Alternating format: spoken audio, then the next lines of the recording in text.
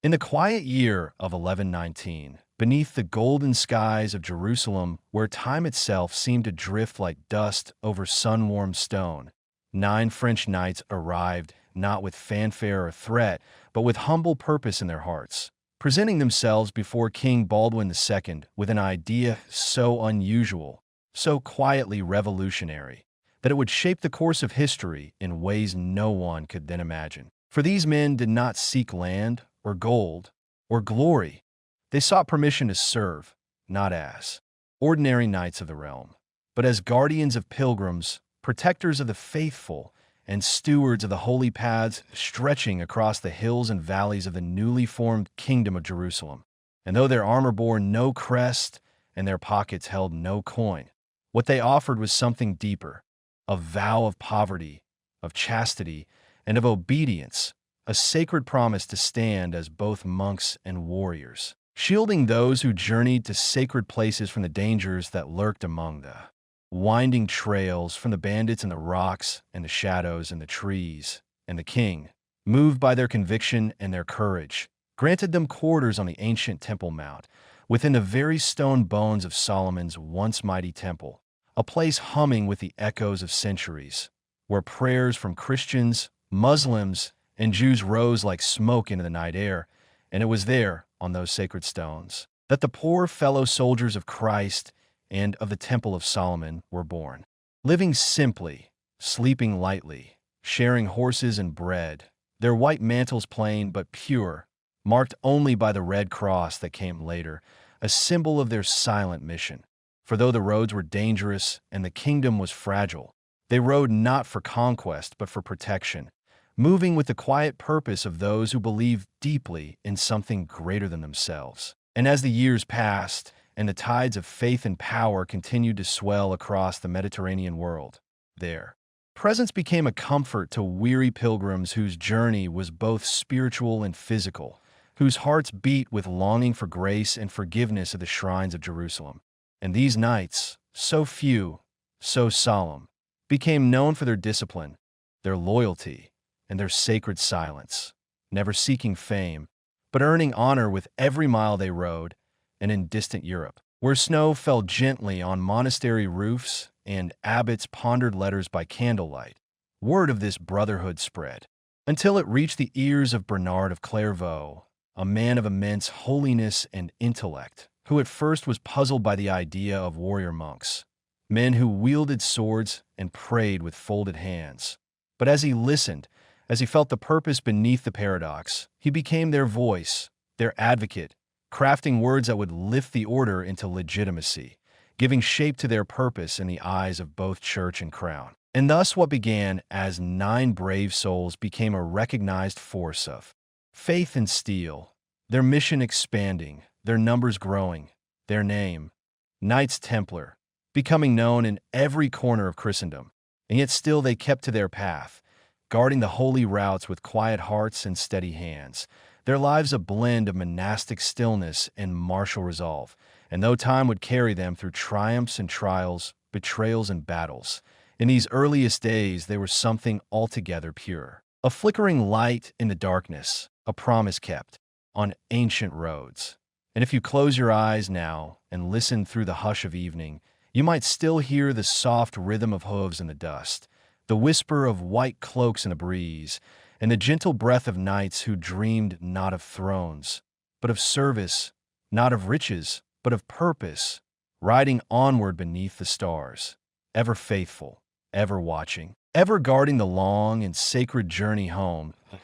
As years passed like soft wind brushing over ancient stone, the Knights Templar, once just, a handful of solemn warriors bound by sacred vows, began to grow in both number and reputation. Their name whispered with reverence across the courts of Europe and the marketplaces of the Holy Land. And as pilgrims continued their journeys under the protection of white-cloaked guardians who rode with quiet resolve, word of their courage and discipline reached beyond the seas, stirring the hearts of noble families and simple faithful alike, drawing young knights eager to trade personal ambition for a life of meaning. And while their swords stayed sharp and their eyes alert for danger along the dusty roads, The Templars were not only warriors but men of vision, who slowly built a network of commanderies, farms, and outposts across Europe.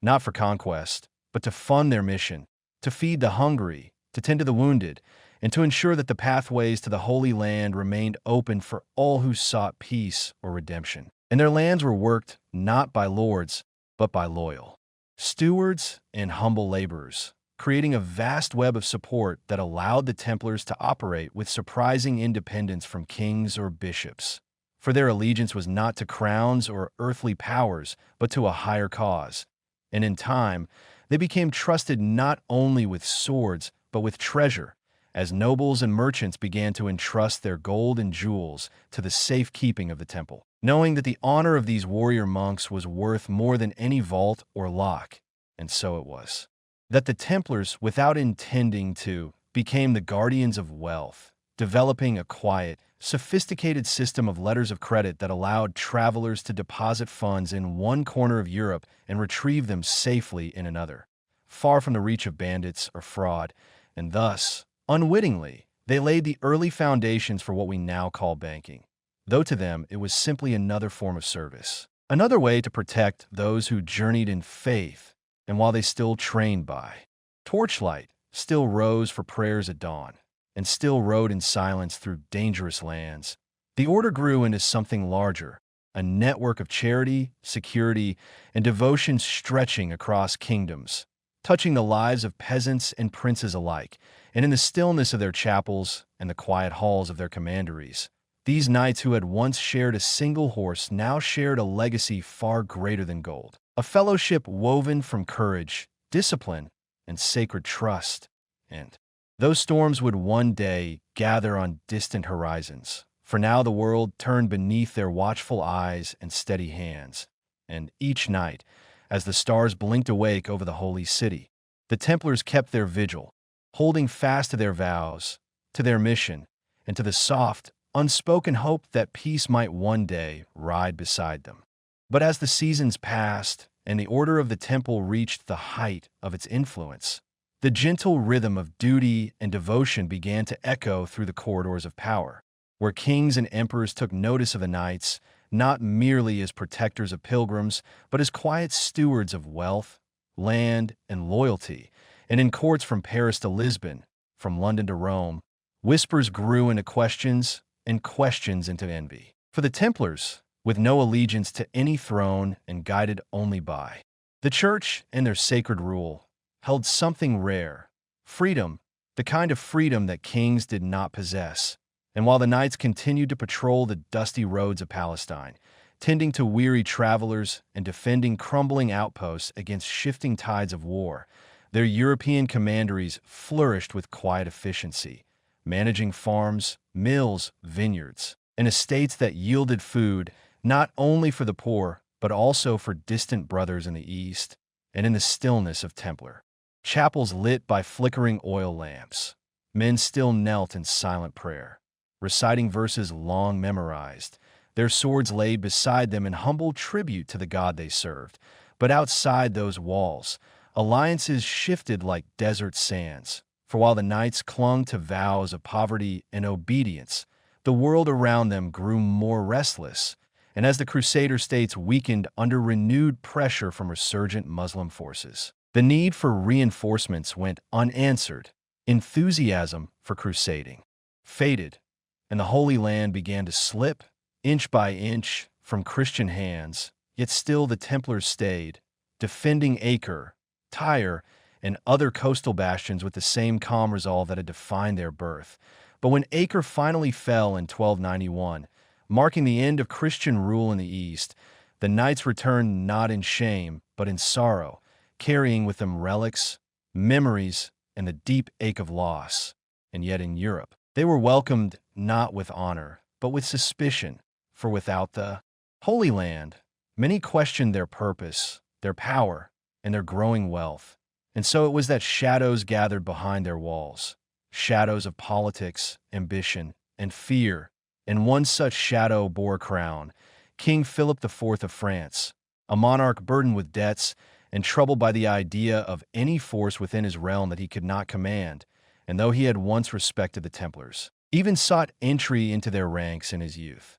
Philip grew determined to bring the order under his control or else bring it down. And so in secret he plotted, weaving a web of accusations, rumors, and forged confessions, until on a quiet October morning in 1307, his soldiers swept across France and arrested every Templar they could find, accusing them of heresy, idolatry, and blasphemy. And though the charges were steeped in falsehood, under torture some confessed, their bodies broken though their spirits still prayed, and the once revered knights who had ridden for Jerusalem were now paraded as criminals, their white mantles stained by the lies of those who feared them. And while the church hesitated, caught between politics and truth, Pope Clement V eventually bowed to pressure and dissolved the order in 1312. And in a final cruel act, Grand Master Jacques de Molay was burned at the stake in Paris in 1314. His final words, a calm proclamation of innocence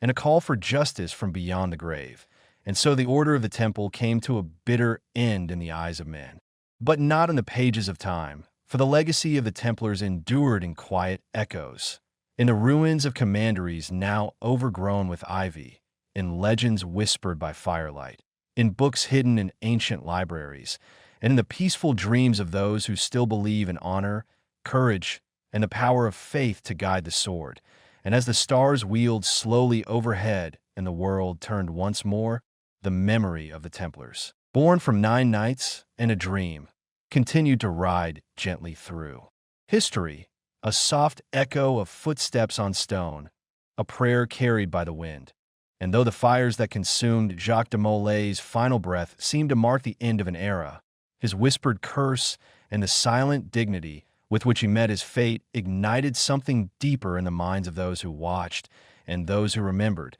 For within the quiet spaces left behind by the Order's sudden fall, seeds of myth began to take root, nourished by curiosity, by wonder, and by the unanswered questions that flickered like candlelight in the long corridors of forgotten castles and wind-worn monasteries. And so it was that tales arose, of hidden treasures secreted away beneath the Templar strongholds, of golden relics smuggled by loyal brothers across borders under moonlight, of ancient scrolls bearing truths lost to time, all whispered in the stillness of European taverns and cloisters where those who once revered the Order now clung to the idea that not all had been lost, that perhaps the Templars had not vanished, but simply stepped into the shadows to wait. And in the hills of Scotland and the forests of Germany, in the remote isles of Portugal and the rugged plains of Aragon, stories emerged of knights in white mantles appearing at moments of danger,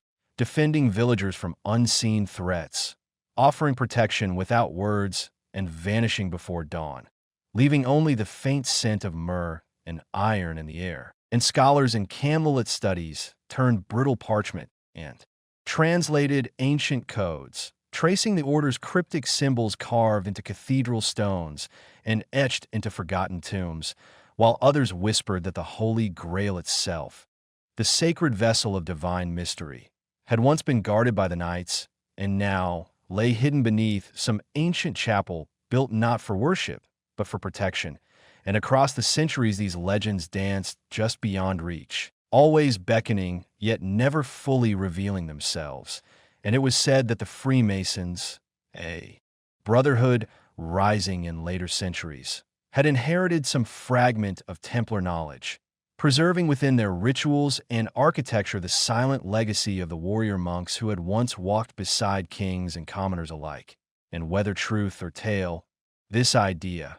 that noble men had devoted themselves wholly to the divine, that courage and compassion had once worn armor, lingered gently in the hearts of many, comforting in a world that had grown ever more complex and uncertain for to imagine that somewhere, perhaps hidden among the hills or behind the walls of an old chapel, a small group of watchful guardians remained, waiting to serve not war but justice, not conquest but protection, was a dream that soothed tired minds and restless souls. And even as modern empires rose and fell and cities replaced forests, the stories persisted, passed down from grandmother to grandchild. tucked within leather-bound books and woven into bedtime tales were knights with kind eyes and steady hands rode through moonlit meadows to guide the lost and shield the innocent. And in this way, those centuries had passed, and the world no longer looked to Jerusalem with the same fevered devotion. The spirit of the Templars, born from a dream of faith and brotherhood, lived on not just in stone or scroll, but in the quiet hope that somewhere, somehow, there still remained a sacred order watching over the world, unseen but present, like a soft heartbeat beneath the silence of night. And as time drifted forward like a quiet tide washing over the shores of memory, the legend of the Knights Templar became more than just a tale of steel and vows. It became a mirror through which each generation glimpsed its own longing for meaning, for courage, for the unshakable certainty that even in the darkest of nights, there were still those who stood for something greater than themselves. And so the image of the silent knight persisted not in armor alone, but in hearts and hopes, transforming from historical figure into symbol, embraced by writers who penned epics beneath flickering lanterns, by painters who brushed divine light upon white-cloaked guardians, and even by architects who embedded sacred geometry into soaring cathedrals that reached like prayers into the sky. For the Templar cross was not merely carved in stone, but etched into the soul of the Western imagination, woven into the very notion of noble sacrifice and spiritual discipline. And as the centuries wore on and the world began to spin faster with machines and modern wars, with cities of glass and roads of light, still the story endured, whispered in secret societies and explored in the curious pages of forgotten manuscripts discovered in dusty libraries where candle smoke curled like incense around the mystery of an order that had once stood at the intersection of heaven and earth. And in these modern times, as seekers walk ancient trails through Jerusalem, through Rosslyn Chapel, through the ruins of once mighty fortresses in Acre and Tomar, they feel it,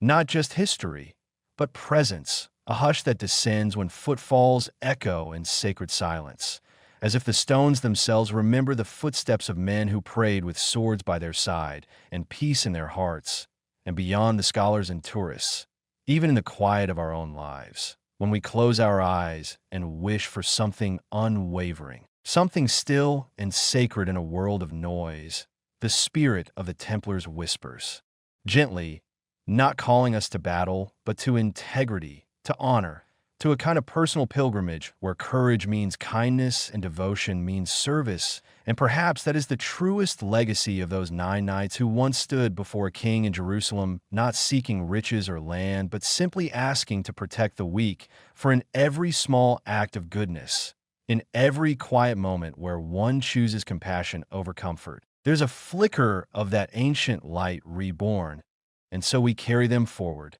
not as ghosts or myths, but as reminders that even the humblest heart can hold the strength to guard what is sacred, to defend what is pure, and to walk the long road, not for glory but for love, a road that stretches not only across deserts and centuries, but inward, to the holy places within each of us, where courage and faith meet beneath the stars. And so the centuries continued their quiet turning, like the smooth rotation of celestial spheres in a night sky unchanged by time. And the legend of the Knights Templar, once rooted in blood and stone, transformed into something more ethereal, more elusive, something that hovered at the edges of dreams and history alike, until in the soft stillness of a 19th century twilight, in a forgotten village nestled between the hills of southern France, a humble parish priest named Berenger Saunier stumbled upon something curious hidden within the walls of his tiny church at Rennes-le-Château, something that would ignite the imaginations of historians, mystics, and seekers for generations to come. For within this ancient sanctuary, amid symbols carved long ago and inscriptions written in the strange shorthand of secrecy, whispers of the Templars echoed once more, and some claimed that what he found, whether sacred documents, lost relics, or a hidden lineage, was so powerful it brought sudden wealth and unexplainable favor to this unassuming man of God. And others believed he had uncovered a truth too dangerous for the world to know, a truth buried by time and protected by oaths whispered under moonlit skies. And while skeptics dismissed it as legend, others traced the path from this lonely chapel to the cryptic patterns of Rosslyn Chapel in Scotland, to the quiet vaults beneath Temple Church in London, to the sun-drenched stones of the Temple Mount in Jerusalem, as if a thread of meaning had been woven through the very fabric of our world. A thread not just of treasure or conspiracy, but of enduring purpose, calling the curious and the courageous to follow clues left behind like breadcrumbs for those willing to see with both eyes and heart. And in these stories, whether real or imagined, whether cloaked in facts or dressed in wonder, there is something deeply human, for we all seek connection, to one another, to our past, to something sacred beyond ourselves. And the Templar mythos offers not just a puzzle, but a promise. That truth and faith, once bound together with honor, can endure even the fiercest flames of time and forgetfulness. And so, in quiet corners of the world, people still gather, tracing maps of stars and symbols, decoding forgotten languages, and asking the same timeless questions. What were the Templars really protecting? What truths were too powerful to reveal? And if they entrusted their secret to time itself, is it perhaps not buried in stone or beneath cathedrals, but within us, waiting for silence, for stillness, for a single moment when we, too, might hear the echo of their vow? And remember that the greatest treasures are not always gold or grails, but the courage to walk in truth, to stand guard over love, and to carry the light of faith through the darkest night. And as the modern world unfolded with its bright lights and fast machines, with satellites tracing arcs above ancient ruins and artificial intelligence unlocking patterns long hidden in parchments, the legend of the Templars did not fade, but rather evolved, finding new life in the hearts of those who believed that beneath the surface of daily life lay mysteries still breathing. For in quiet libraries and encrypted databases, in secret societies that met behind velvet curtains and on anonymous forums in the digital ether, the idea of a sacred guardianship endured, not of treasure, but of knowledge. Wisdom passed through symbols and silence, and in cities where glass towers reached toward the heavens, there were still those who whispered of the line, of the brotherhood, of watchers in the dark who remembered the old vows. And among them, scattered across continents and causes, were the seekers, not soldiers but scholars and dreamers, musicians and engineers, each one driven by a pulse they could not explain, a call they could not deny. And while some laughed at talk of hidden bloodlines or coded manuscripts, others saw the patterns woven through history. How the Renaissance was seeded by translations of ancient texts preserved in dusty Templar libraries. How revolutions bore the fingerprints of esoteric ideals passed in secret rites, and how even the architecture of capitals mirrored celestial alignments known only to the initiated. And so in this age of information, when everything seems known, the greatest mysteries often lie in plain sight, waiting for those with eyes to see and hearts to understand, because the real legacy of the Templars was not in what they possessed, but in what they protected. The enduring idea that faith and reason, courage and compassion can be united in service of something higher, something sacred, and that within every human soul lies the potential to guard what is good, to stand firm against darkness not with force, but with clarity. And so the story continues, not in ancient halls or battlefields, but in quiet moments when someone chooses truth over comfort, honor over gain, love over fear, for these are the living echoes of the Templar vow, still whispering to us beneath the noise of modern life, inviting us to become not just the listeners of legend, but the living continuation of it. And so, as the centuries rolled gently into the present, where skyscrapers brushed the sky and glowing screens connected every corner of the world, there remained beneath the surface a quiet hum, a resonance echoing from a time when 9 knights stood before a king with nothing but faith and conviction. And in this modern age of rapid advancement and restless distraction, a few still paused to look beyond appearances, to wonder if the truth of the Templars was not merely a tale of swords and Stone but a thread of purpose winding through generations. And in unexpected places, in the code of an old manuscript scanned into a university archive, in the precise angles of a forgotten chapel now overgrown with ivy, in the silent rituals of mountain monasteries untouched by war. Clues remain for those who chose to seek. And perhaps it was not gold or relics that were hidden all this time, but deeper truths about the power of unity, the sacred balance between inner discipline and outer action, and how each human being holds within them the potential to be both monk and knight, dreamer and defender. And as the stars wheeled slowly above the earth, the idea persisted like a candle in a dark cathedral, flickering but unextinguished. For every time someone refused to act from hate, every time a scholar pursued wisdom without ego, every time an ordinary person chose to protect another not out of duty but love, a spark of that ancient order lit again, because maybe the greatest secret the Templars preserved was not hidden in vaults or behind encrypted doors, but in the lives quietly lived with courage, humility, and a longing for something more than power or fame, a longing for meaning, for a sacred purpose in the chaos. And so the story never truly ends. It only changes shape, passing like a whispered prayer from soul to soul, through artists who see more than the canvas, through scientists who feel wonder in the silence between equations, through wanderers who walk ancient paths not for answers but connection. And somewhere tonight, beneath city lights or starlit skies, someone reads a line or hears a story or dreams a dream that awakens something ancient within. And in that awakening, the path begins again as the world continued to turn, carrying humanity into an era where space was no longer the final frontier and where virtual realms held as much weight as physical ones. The quiet whispers of the Templar legacy found new echoes, surfacing in unexpected ways. Perhaps it was not just in forgotten texts or ancient buildings that their true message resided, but in the hearts of those who dared to listen for a deeper purpose beyond the hum of daily life.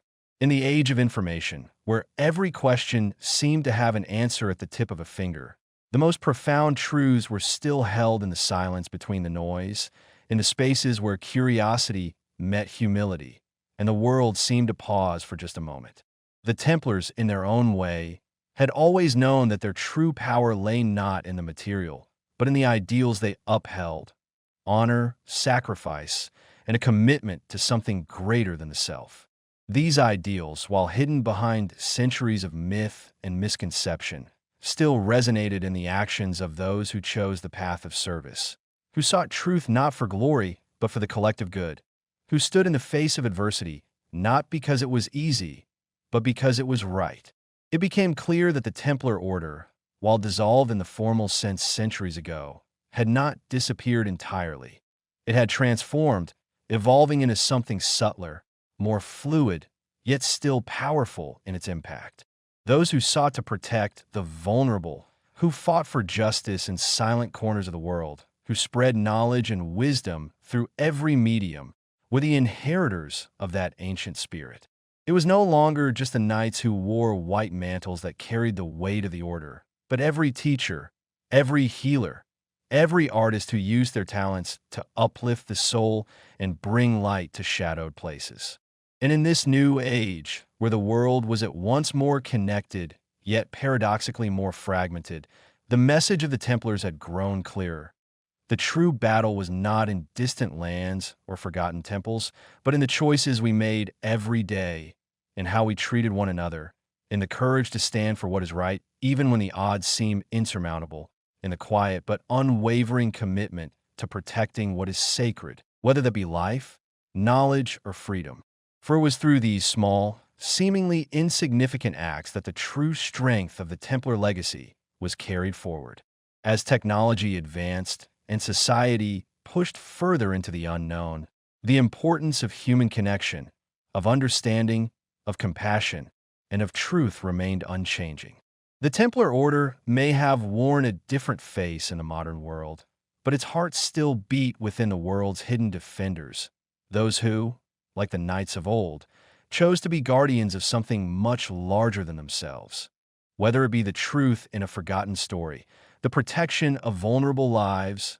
or the safeguarding of wisdom that could change the world. And so, as the world moved forward, blending the ancient with the modern, the sacred with the profane, the Templar spirit lived on, not bound by the physical, not confined by time, but thriving in the actions of those who continued the work of safeguarding light in the face of darkness. The legend of the Templars was no longer a tale of the past. It was a living story, unfolding still, in each quiet act of courage and service, and in the hearts of those who chose to believe that, no matter how vast or chaotic the world became, there would always be a place for the sacred and the noble, for the honor that transcends the boundaries of time and space. As the story of the Templars reached its final chapter, it was clear that the essence of their legacy, the heart of what they represented, had never truly faded. It had simply shifted, adapting to the ever-changing tides of human history,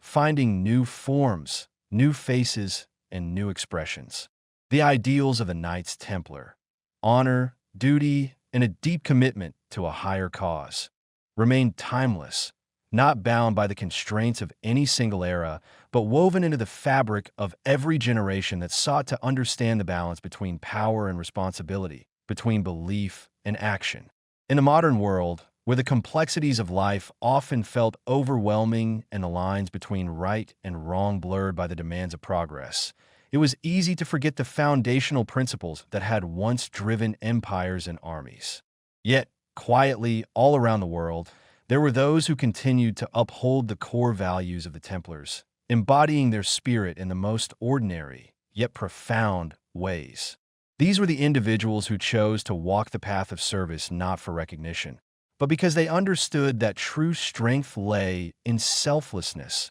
in the willingness to put the greater good above personal gain. They were the guardians of justice in their communities, the educators who passed on wisdom not just for intellectual growth, but for the development of character, the leaders who acted not out of ambition, but out of a deep-seated sense of duty to others. In the digital age, where information could be disseminated across the globe in an instant, the power of the Templar spirit was more accessible than ever before. People from all walks of life could now share their stories, their struggles, and their victories, creating a global network of individuals who, in their own ways, sought to make the world a better place. And yet, despite the far-reaching influence of modern technology, the central message remained unchanged. It was not the power to command armies or accumulate wealth that made one truly noble, but the quiet courage to do what was right, even when it was difficult. As time pressed on, the legacy of the Templars found new purpose in the fight for human rights, in the protection of the natural world, in the search for truth amidst a sea of misinformation. Their ancient symbols, once associated with chivalric battles and the guarding of holy sites, now resonated in the hearts of those who fought for social justice, who worked tirelessly to protect the planet from destruction, and who pursued knowledge not for personal gain, but for the betterment of humanity as a whole. The Templar ideals had grown into something more universal, more encompassing of the global struggles of the present day. And in this transformation, there was a reminder that the true power of any order, whether it was the Templars of old or the quiet revolutionaries of today, lay not in its ability to wield force or impose will, but in its capacity to inspire others, to spark a fire that could illuminate the darkness. This fire, kindled by the actions of countless unsung heroes throughout history, continued to burn brightly, undiminished by the passage of centuries. It was a flame that connected the past with the present, linking the Knights Templar to the modern-day defenders of justice, knowledge, and human dignity. And so, as the sun set on the final chapter of the Templar story, it became clear that the true legacy of the Order would never be defined by the wars they fought or the treasures they accumulated, but by the quiet, steadfast commitment of those who carried their ideals into the future. For in the hearts of those who chose to live by the Templar Code, those who believed in protecting the weak, seeking knowledge, and acting with honor, the spirit of the Knights Templar would never die. It would live on, not as a relic of the past, but as a guiding light for generations yet to come, a testament to the enduring power of faith, courage, and the belief that, no matter the challenges faced, there was always a path to honor and truth, a path illuminated by the legacy of those who had walked it before. And in that way, the story of the Templars did not end with their fall, but continued to unfold in the actions of every person who sought to make the world a better place. One small act of kindness, one choice to stand up for what is right at a time. Thus, the legacy of the Knights Templar was not just a story of the past, but a living, breathing testament to the enduring power of idealism and the quiet yet profound impact it could have on the world. It lived in every person who sought to serve a higher cause, to protect the vulnerable, to act with integrity, and to build a world where the light of truth and justice would never fade.